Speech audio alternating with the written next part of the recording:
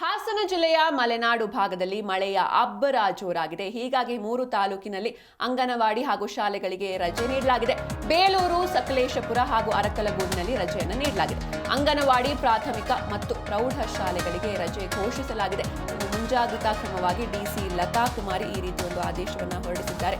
ಕಳೆದ 3 ದಿನಗಳಿಂದ ಮಗೆ ಮಳೆಯ ಆರ್ಭಟ ಹಾಸನದಲ್ಲಿ ಜೋರಾಗಿ ನಡೀತಾ ಇರುವಂತದ್ದು. ಹೀಗಾಗಿ ಮಕ್ಕಳ ಹಿತದೃಷ್ಟಿಯಿಂದ 3 ತಾಲೂಕಿನಲ್ಲಿ ಅಂಗನವಾಡಿ ಹಾಗೂ ಶಾಲೆಗಳಿಗೆ ರಜೆಯನ್ನು ನೀಡಲಾಗಿದೆ.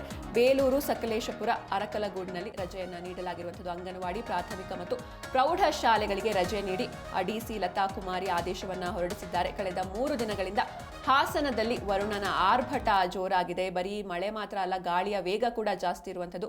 ಬೇಲೂರು ತಾಲೂಕಿನ ಅರೆಹಳ್ಳಿ ಹಾಗೂ ಬಿಕ್ಕೋಡು ಹೋಬಳಿ ಹಾಗೂ ಆಲೂರು ತಾಲೂಕಿನ ಹೊಸಕೋಟೆ ಮತ್ತು ಪಾಳ್ಯ ಹೋಬಳಿಗಳಿಗೂ ಕೂಡ ರಜೆಯನ್ನ ನೀಡಲಾಗಿದೆ.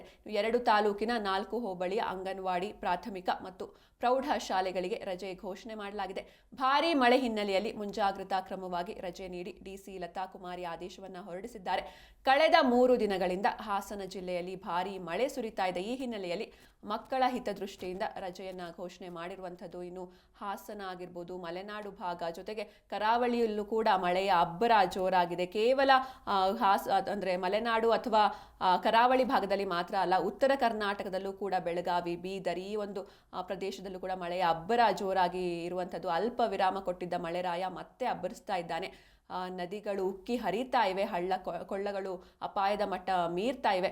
ಹೀಗಾಗಿ ಶಾಲಾ ಕಾಲೇಜುಗಳಿಗೂ ಕೂಡ ರಜೆಯನ್ನು ಘೋಷಣೆ ಮಾಡಲಾಗಿದೆ. ನಿನ್ನೆ ಕೂಡ ರಜೆಯನ್ನು ನೀಡಲಾಗಿತ್ತು. ಇವತ್ತು 3 ತಾಲೂಕಿನ ಅಂಗನವಾಡಿ ಹಾಗೂ ಶಾಲೆಗಳಿಗೆ ಹಾಸನದಲ್ಲಿ ರಜೆ ನೀಡಲಾಗಿದೆ.